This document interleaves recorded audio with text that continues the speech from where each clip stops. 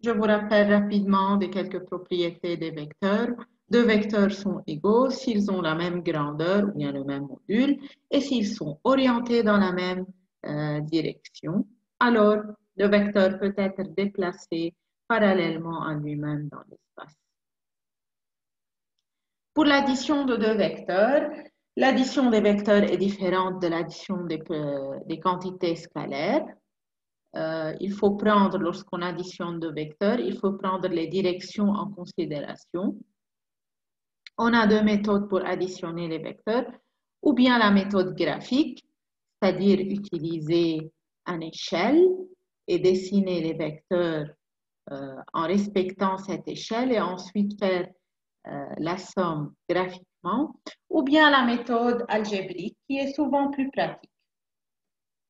Ici, je vous rappelle, pour additionner A plus B, vous avez deux méthodes, ou bien de l'origine de A vers le sommet de B, ou bien vous complétez le parallélogramme comme on va voir dans le slide suivant. Ici, j'ai additionné A plus B plus C plus D. Alors, on prend de l'origine de A vers le sommet de D. Je vous rappelle, pour travailler à la méthode, avec la méthode graphique, il faut toujours respecter l'échelle.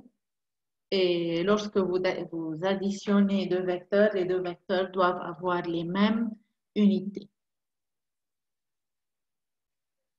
Vous savez, d'après la loi de commutativité de l'addition, que A plus B, qui est le vecteur R ici, est égal à B plus A. Aussi, la loi d'associativité de l'addition me dit que A plus B plus C est égal à A plus B plus C. Ici, j'ai représenté A plus B plus C. J'ai fait B plus C. Je l'ai représenté par ce vecteur. Alors, A plus B plus C, qui est ce vecteur, est égal à A plus B plus C. C'est quoi l'inverse d'un vecteur? L'inverse d'un vecteur est défini comme le vecteur tel que le résultat de son addition à A est égal à 0. Il est représenté par moins A. Alors, le vecteur A plus son inverse est égal à 0. C'est un vecteur qui a le même module que A, mais qui est orienté dans le sens opposé.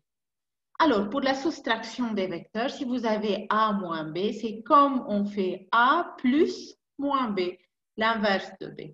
On est géométriquement, si vous avez le vecteur A et le vecteur B, ça va comptable A moins B, alors je dessine, on est le B, sorry, bien point.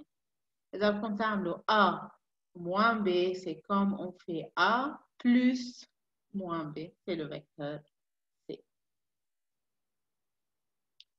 Pour la multiplication et la division d'un vecteur par un scalaire, le résultat de la multiplication ou la division d'un vecteur par un scalaire est un vecteur. Seulement l'amplitude du vecteur est multipliée ou divisée par ce scalaire. Et vous savez bien, si le scalaire est positif, la direction du résultat est la même que celle du vecteur d'origine. Si le scalaire est négatif, la direction est opposée à celle du vecteur d'origine.